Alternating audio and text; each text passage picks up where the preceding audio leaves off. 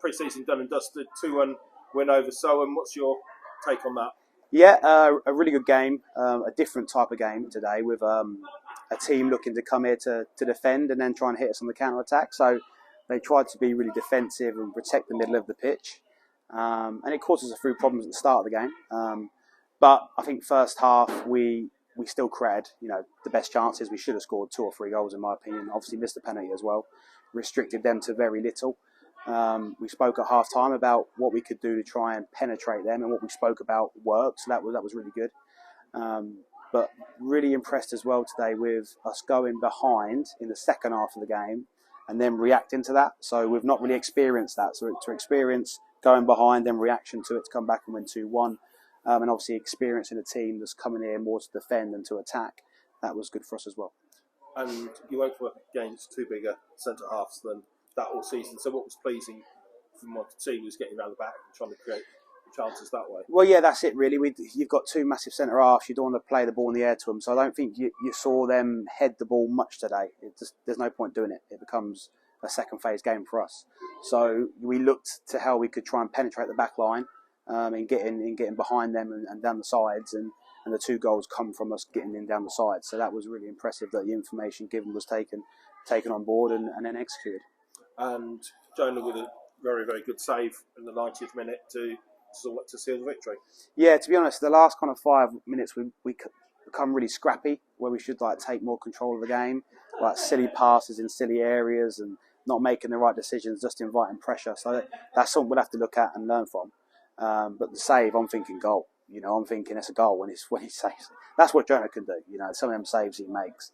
He can make saves where you're just thinking it's a goal. So full credit to him today. And so you obviously brought in more players. Players have gone, especially that friend, obviously fans' favourite, gone.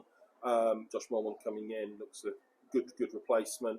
Are you always on the lookout for new players? What's the sort of the next 6 weeks look like from your point of view? Yeah, I think we're done now. I think we're done. So what we will do is obviously start with what we've got, the squad we've got. We're happy with what we've got. The squad we've got is lighter than what it was last year. But we've looked at players that we feel are robust and can give us not 20 but 40 plus games. So that's a big thing for us. So we won't look to add now. We'll start with what we've got, and then we'll assess when the season starts if we need to bolster the squad. We can do. We've got that luxury. We can do that now.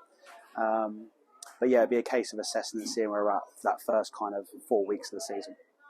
So what is the long-term goals and start a new season? Everyone's on a clean slate. You teams that were at the bottom last year might have strengthened and things like that. So what's your aims for the season? To win.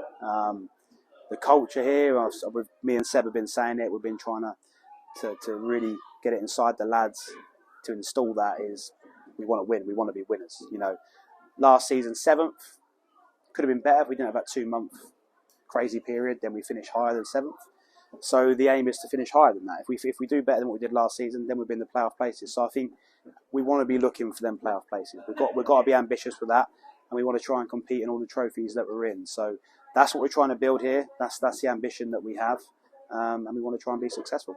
And playoffs is a new thing in the league this year for yourself. It gives you a lot more to play for. The 7th last year would have just been outside the playoffs.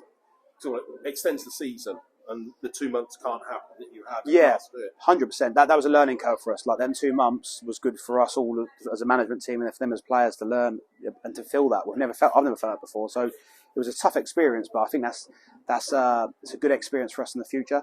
So I don't envisage us having a spell of 2 months of craziness. The message is to try and be as consistent as we possibly can. And that's the message that we're doing. I think the league this year, it's going to be tougher from what I see. 3 teams coming down from step 4. 2 teams coming up who are really ambitious in rugby and Alston. They're 2 good sides. So I think the league will be more competitive this year. And I don't think there'll be a team in there that's going to be as like the whipping boys as such. So every game's going to be tough. So we need to be ready for that. But as far as pre-seasons go, this is a really good pre-season for us. We look fit. We look sharp.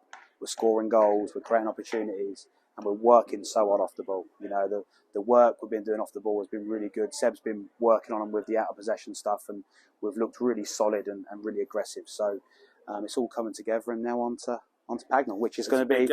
Well, I think that we'll see. Look, we'll know where we're at. That first Pagnell, Histon, Wisbeach, that first week, we'll have a good idea of where this team's at, and then we'll go from there. Perfect.